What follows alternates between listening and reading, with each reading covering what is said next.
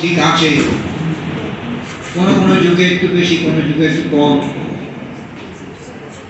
সত্য থেকে দূরে চলে যাচ্ছে, কখনো আবার আসছে, কিন্তু সত্যের জয় হবে। তাহলে আচরণের মধ্যে মিষ্টত্ব, মাধুর্য, নম্রতা, এইটা চরিত্রকে করে। মহারাজ চরিত্রের কথা বলেছেন, স্বামীজির কথা বলে। তা এখন প্রতিষ্ঠানগুলিতে আমরা যাই, একটু আগেই বলা হচ্ছিল যে সাধারণ শিক্ষা প্রতিষ্ঠান যেটা লেখাপড়া শিখি আমরা, সেই প্রতিষ্ঠানগুলির বাইরে শিক্ষা দেবার যথেষ্ট কিছু আছে। প্রসঙ্গত বলি যে আমি নিজে যুক্ত অনেক বছর ধরে সব পেয়েছি আসরের সঙ্গে। স্বপন গুরু, শ্রদ্ধেয় স্বপন গুরু অখিল নিয়োগী, আপনারা জানেন, গোটা বাংলা জুড়ে এবং ভারতেরও কোনো কোনো কেন্দ্রে, বাংলাদেশেও এর প্রভাব পড়েছে। একসময় তো রাজত্ব প্রবল এর জোয়ার এসেছিল। এখন নানা কারণে সামাজিক নানা রকম পরিবর্তন হয়েছে, তবু এখনো চলছে। এই প্রতিষ্ঠানের মানুষ গড়া, এটাকে মানুষ গড়ার কারখানা বলা হতো। এর সংকল্প বাক্য আমাদের পাঠ করতে হয় নিত্য। তার মধ্যে সত্যের কথা, নিজের হাতে সব কিছু গড়ার কথা আছে। সংগঠনকে বড় করতে হবে। এই সংগঠনে বিদ্যালয় ছাড়াও এই সংগঠনগুলি, যেমন আবৃত্তি শিক্ষা একটা কেন্দ্র,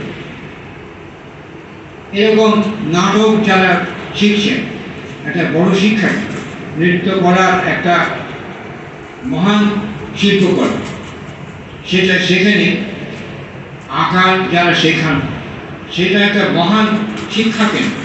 এইরকম আরও সব আছে।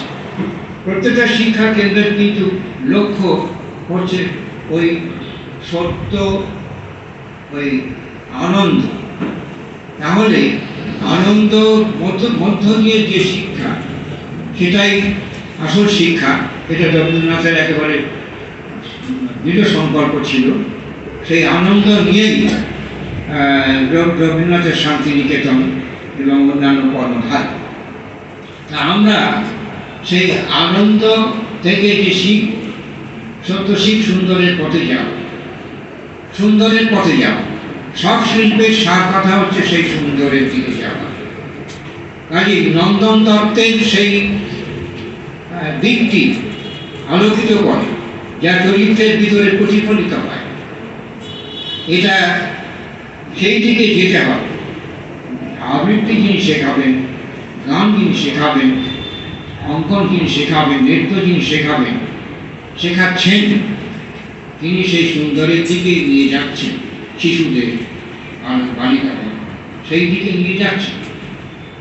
এই বিশ্বাস রাখতে হবে এবং শিক্ষক শিক্ষিকাকেও সেই রকম নিশ্চয়ই হতে হবে।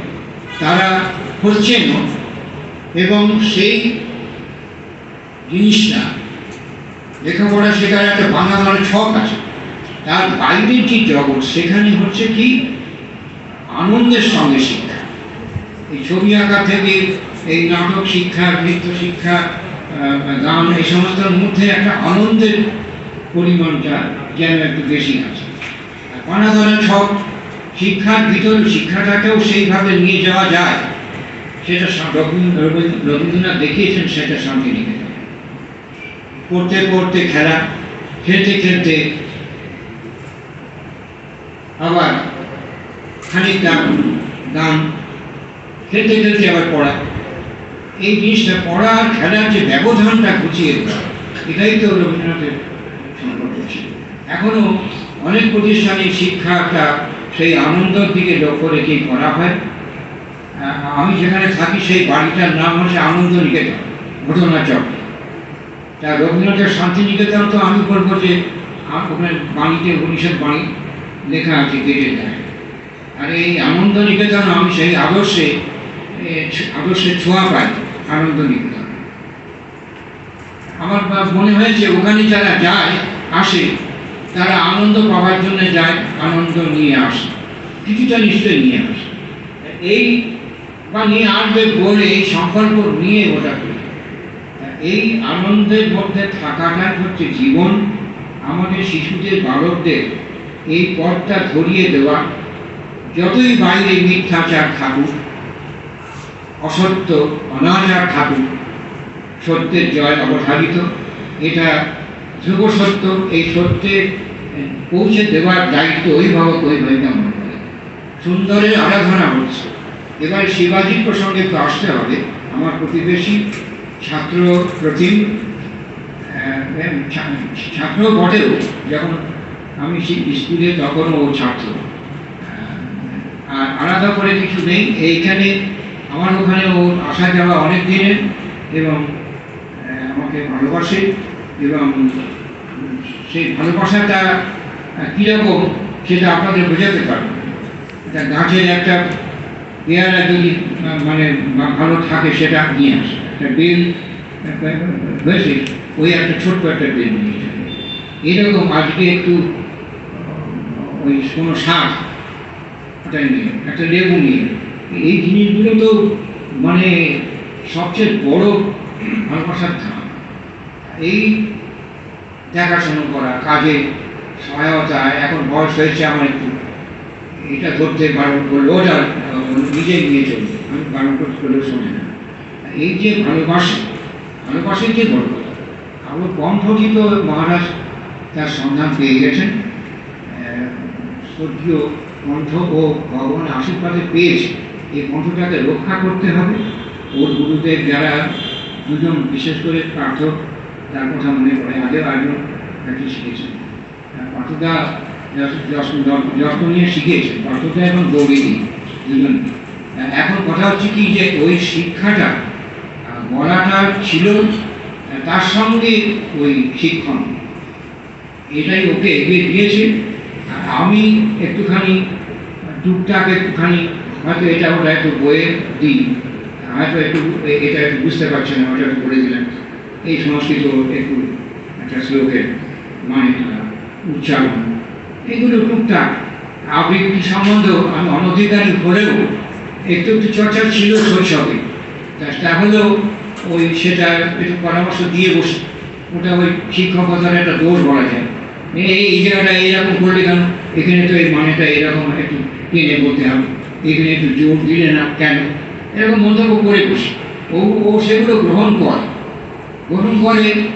আমি ওর আবৃত্তি শিক্ষক, কিন্তু সার্বিকভাবে টোটাল জিনিসটাকে একটু মাথায় রেখে পুরোটা যতটুকু ওকে এগিয়ে দেওয়া যায় আমার সাধ্যমতো শক্তিতে সেটুকু করি। আর ওর শিক্ষা দান সম্পর্কে আমি যেটুকু খবর রাখি, খুব সময়নিষ্ঠ, এবং আমি সময়টা মেনে চলার চেষ্টা করি সেইভাবে। ও সেটা গ্রহণ করে। ওর শিক্ষাদানের মধ্যে সেটা দেখি নিষ্ঠা এবং এই যে সময় বোধ, এই দুটি জিনিস শিক্ষককে এগিয়ে দেবে। এবং ব্যবহারের মধ্যে নম্রতা, দুঃখতা নয়, এই গুণগুলি আমরা দুটো পেয়েছি। আমাদের শিক্ষক, আমাদের ছাত্রছাত্রী যারা এখানে আছেন, তারা জানবেন যে ওর কাছে এই শিক্ষা এগুলি তো আছে, উপরন্তু যে শিক্ষা যেটা বড় দিক, যেটা আনন্দের ভিতর দিয়ে সেই শিক্ষাতে সেখানে পৌঁছে একটা রুচিবোধ, শিল্পবোধ, এগুলি এগিয়ে দেওয়ার পক্ষে এরকম শিক্ষক, সময়নিষ্ঠ শিক্ষক আমি মনে করি এগিয়ে যাবে। মহারাজ এই সমস্ত, এখানেও আরও কিছু বন্ধু গুণীজন আছেন শিবাজি, তারা ওকে ভালোবাসেন। তাদের ভালোবাসায় সবার ভালোবাসা যেভাবে পাচ্ছে, নিঃসন্দেহে ও পৌঁছে যাবে অনেক দূর, এবং উত্তরোত্তর মধুময় হয়ে উঠুক। এই হলো আজকে আমার মূল কথা। এবং মাঝে মাঝে অনুষ্ঠান নিশ্চয়ই করতে হবে। অনুষ্ঠানের মধ্য দিয়ে অনেক কিছু সেই যতটুকু শিখছি সেটার একটা প্রেরণাটা নতুন করে পাওয়া যায়। শিক্ষার্থীরা বিশেষ করে অভিভাবকবৃন্দ সেটা পেয়ে থাকে। কাজেই এই কথা বলে আমার সম্বন্ধে যেটুকু যা বলা হয়েছে একটা সম্পর্ক, সেগুলো একটু বাড়িয়ে বলা তো একটু হয়, যেগুলো মনপত্রেই থাকে সেটা ওগুলি আপনারা বাদ দিয়ে ধরবেন, সামান্য ভালোবাসি এটুকু বলতে পারি, সেইটুকু কাজ নিয়ে চলি। এই হচ্ছে কথা। তবু আমি এদের ভালোবাসার দান গ্রহণ করলাম। আজকে সবাইকে নমস্কার।